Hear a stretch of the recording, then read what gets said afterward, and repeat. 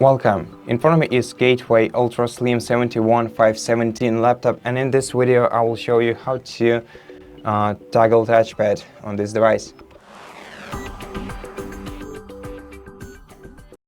So the easiest way to do this is using a shortcut on your laptop's keyboard.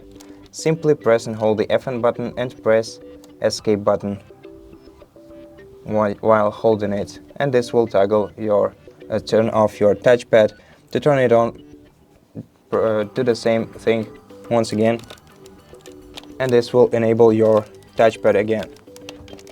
Now the other way to do this is using the settings. So first of all, just open the start menu, then go to settings, then open Bluetooth and devices, scroll down and select touchpad, and if you want to turn it off, just switch this toggle to the left.